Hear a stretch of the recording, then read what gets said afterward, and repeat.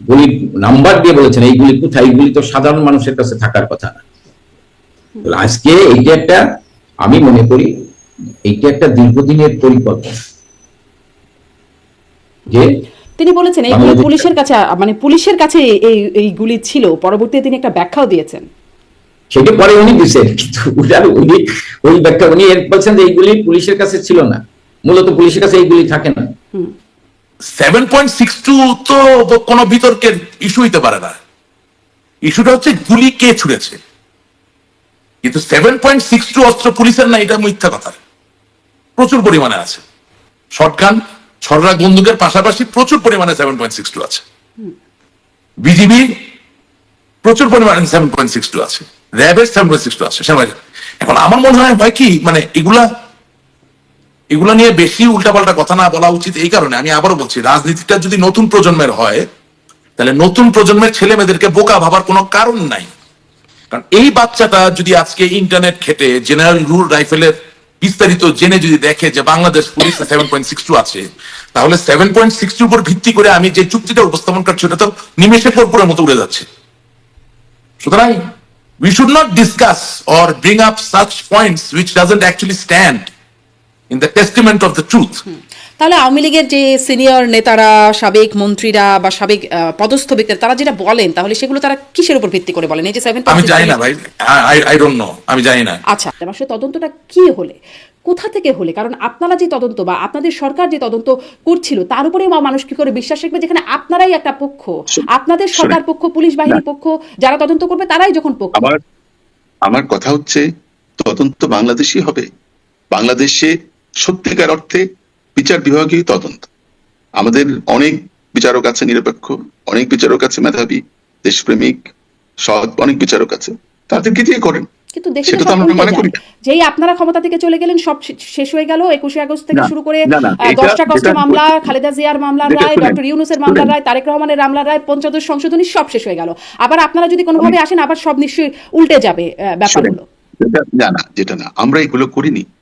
হ্যাঁ, আপনি বলতে পারেন যে আমরা কি সব কাজ ভালো করেছি, কিছু ভুল তো ছিল, স্বাভাবিক। যে কোনো সিস্টেমে কিছু ভুল থাকবেই। এই যে হত্যাকাণ্ড বা অন্যান্য যা হয়েছে, তার জন্য তিনি সুপ্রিম কোর্টের বিচারপতির নেতৃত্বে বিচার বিভাগীয় তদন্ত কমিশন করেছিলেন। সেই কমিশনও কাজ শুরু করেছিল। বিচার বিভাগীয় কমিশন বা তদন্ত, সেটার উপরেই তো আস্থা মানুষ হারিয়ে ফেলেছে, যে সেই কমিশন সঠিক তদন্ত করবে। তাহলে কি অপশনটা কি? তাহলে কি আমি না জেনে শুনে মানুষকে ব্রাশফায়ার করে মারবো? আপনাকে তো সিস্টেমের উপর আস্থা রাখতেই হবে। সেখানে ত্রুটি থাকতে পারে, আমাদের অতীত অভিজ্ঞতা খারাপ থাকতে পারে, কি অপশনটা কি? 5ই আগস্টে মানে এই পরিণতি কেন হলো, তার পেছনে প্রধান ভুলটা কি আপনারা চিহ্নিত করতে পেরেছেন, বা সেটা কি পাবলিক করা যাবে? দেখুন, 5ই আগস্টের প্রধান ভুলটি হচ্ছে, আমি যেটা মনে করি সেটি হচ্ছে যে একটা ভুলের কারণেই যে আমাদের এই পতনটি হয়েছে, আমি এটা মনে করি না। দীর্ঘদিন ধরে বেশ কিছু বিষয় নিয়ে আমাদের ভুল হচ্ছিল, আমরা এবং বেশ কিছু বিষয় নিয়ে আমরা খুব বাস্তবভাবে একঘরে হয়ে পড়ছিলাম। কি আপনি বলবেন যে আসলে এই মানে আওয়ামী লীগ সরকারকে এই হত্যাকাণ্ডগুলোর দায় নিতে হবে, বা তারা আসলে এড়াতে পারে না?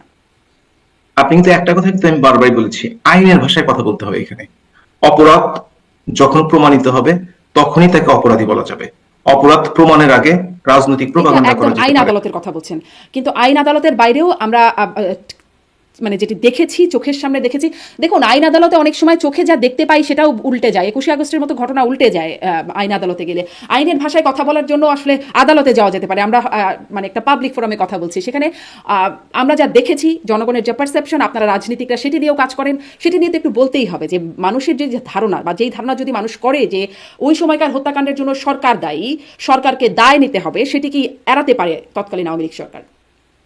আমি সেটাই কিন্তু বলেছি আবারও, যে যদি বাংলাদেশের 54 বছরের ইতিহাসে বিগত সরকার এবং বর্তমান সহ যে ঘটনাগুলো ঘটেছে, তাদের সময়টিতে যদি দায় নিতে হয়, সকল সরকারকেই তাদের সময়ের ঘটনার দায় নিতে হবে। আমার বক্তব্য পরিষ্কার। মুক্তিযুদ্ধের পর এত হত্যাকাণ্ডের ঘটনা আর ঘটেনি, বা এরকম গণ অভ্যুত্থান হয়েছে, এরশাদ পতন হয়েছে গণ অভ্যুত্থানে, এরকম অন্তত ঘটেনি বলেই জানি। অতএব দায়ের জায়গাটা তো মূল বিষয়টি হচ্ছে যে আমরা তরুণ প্রজন্মের পালসটিকে ধরতে ব্যর্থ হয়েছি, এবং এই যে কোটার যে বিষয়টি ছিল, এই কোটার বিষয়টি যে ছেলেটি বা যে মেয়েটি যিনি পরীক্ষা দিচ্ছেন বিভিন্ন ধরনের চাকরির পরীক্ষা, তিনি যখন চান্স পাচ্ছেন না বা তিনি যখন, সবাই তো চাকরি পাবে না পরীক্ষায়, তার মাথার মধ্যে ওই জিনিসটা স্ট্রাইক করছে, এই মুক্তিযুদ্ধে 30% কোটা এবং অন্যান্য কোটার কারণে আমার চাকরিটা হয় না।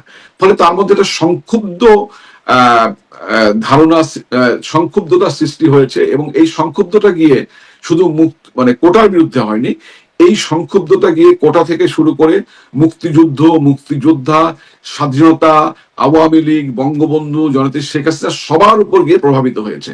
এবং এই জিনিসটা কিন্তু আমরা অনেকে আগেই বুঝতে পেরেছিলাম, এবং আমরা অনেকেই এই বিষয়ে অতীতেও দলীয় ফোরামে কথা বলবার চেষ্টা করেছি, কথা বলেছি যে আমাদের মনে হয় এই বিষয়টি সলভ হওয়া উচিত। এবং 2018 সালে বিষয়টি যখন সলভ হয় তখন আমরা সবাই স্বস্তির নিঃশ্বাস ফেলেছিলাম।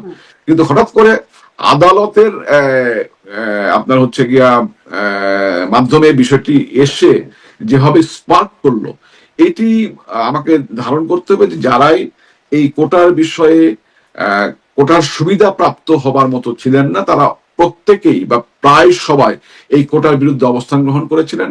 এবং এমনকি অনেক মুক্তিযোদ্ধার সন্তানও এই কোটার বিষয়টি ভালোভাবে নেননি। পুলিশ প্রশাসন, ছাত্রলীগ, নেতাকর্মী, আপনারা কেন পালালেন? শোনেন, আমরা পালাইনি, আমরা পালাবো কেন? সবাইকে আত্মগোপনে চলে যেতে হলো নেতাকর্মীদের, এটি কি একটা বিশ্বাসযোগ্য কথা জনাব আব্দুর রহমান? জনসম্পৃক্ততা আছে বলেই তো আজকে নানান ফন্দি ফিকির করা হচ্ছে আওয়ামী লীগের বিরুদ্ধে।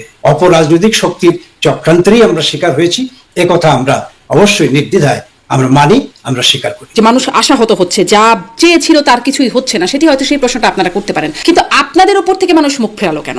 আপনাদের কেন এমন পতন হলো? কেন আপনাদেরকে এত পরাক্রমশালী আওয়ামী লীগ যারা 15 বছরের উপরে ক্ষমতায়, তাদেরকে পালাতে হলো কেন? না না, আপনি দেখুন, আপনি এই পালানোর কথাটা বলছেন, যেটি সত্যি কি বলবো যে ব্যাখ্যা দেবার আমার ভাষা নাই। কিন্তু আপনাকে বলবো আমি একটা কথা, যে সাধারণ মানুষ কি এই আন্দোলনের সাথে সম্পৃক্ত ছিল? আপনি বলতে চান ছিল না?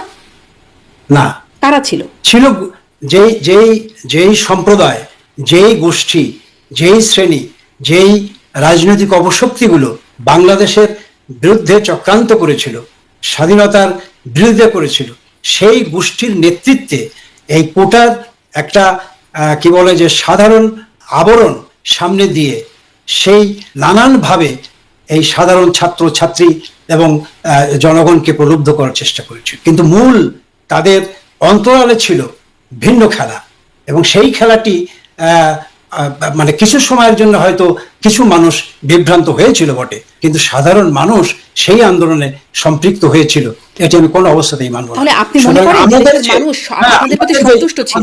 আমাদের যে পরিণতির কথা আপনি বলছেন, সেটি এই অপরাজনৈতিক শক্তির চক্রান্তেরই আমরা শিকার হয়েছি, এ কথা আমরা অবশ্যই নির্দ্বিধায় আমরা মানি, আমরা স্বীকার করি। কিন্তু এতে সাধারণ জনগণের পার্টিসিপেশন ছিল, সাধারণ জনগণ আমাদেরকে উৎখাত করেছে, কোনো অবস্থাতেই এ কথা আমরা বলি না, আমরা স্বীকার করি। জনাব আব্দুর রহমান, খুব সহজ একটা প্রশ্ন, সাধারণ জনগণ আপনাদের সাথে ছিল, আপনাদের সাথে ছিল পুলিশ প্রশাসন, সবাই আপনাদের সাথে ছিল, ছাত্রলীগের বিশাল বাহিনী, বিশাল আওয়ামী লীগের নেতাকর্মী, মানে দেশের মানে সবচেয়ে বড় দল আপনারা দাবি করেন, বা একদম অনস্বীকার্য দেশের অন্যতম বড় দল, আপনারা সবচেয়ে পুরনো দল, অনেক জনশক্তি আপনাদের, এত কিছু থাকার পরেও আপনারা এভাবে আপনাদেরকে একদম সবাইকে আত্মগোপনে চলে যেতে হলো নেতাকর্মীদের, এটি একটা বিশ্বাসযোগ্য কথা জনাব আব্দুর রহমান? না, এটি জনসম্পৃক্ততা না থাকলে আপনাদের এভাবে চলে যেতে হলো? জনসম্পৃক্ততা আছে বলেই তো আজকে নানান ফন্দি ফিকির করা হচ্ছে আওয়ামী লীগের বিরুদ্ধে। একটা ভোটকে কিভাবে তারা তাদের কি বলে গাণিতিক আকারে অঙ্ক কষে কষে করবে, সেই ষড়যন্ত্র চলছে।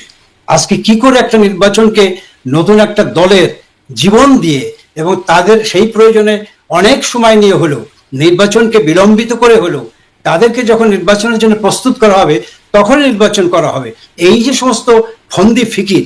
এবং আজকে কোন একটা জায়গায় যেন দেখলাম যে ইতিমধ্যে আসন কি বলে বন্টন হয়ে গেছে, 50-50-200, এরকম নানান ইকুয়েশন, নানাভাবে নানান যোগ বিয়োগ ফলের অঙ্ক আমরা রাজনীতির নির্বাচনী মাঠে দেখছি, শুধু একটা মাত্র কারণে, সেটি হলো আওয়ামী লীগকে এই নির্বাচনের বাইরে রাখা, আওয়ামী লীগকে নির্বাচনে অংশগ্রহণ না করবার ফন্দি ফিকির আটা। তো মানুষের মধ্যে যদি আওয়ামী লীগের অবস্থান না থাকবে, জনগণের মধ্যে যদি আওয়ামী লীগের সেই শক্ত কি বলে যে বন্ধন না থাকবে, তাহলে ফন্দি ফিকির কেন করছে?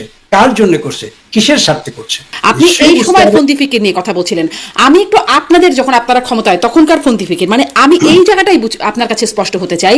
আপনি যেহেতু বলছেন সাধারণ মানুষ আসলে আপনাদের সাথে, পুলিশ প্রশাসন, ছাত্রলীগ, নেতাকর্মী, আপনারা কেন পালালেন? শোনেন, আমরা পালাইনি, আমরা পালাবো কেন?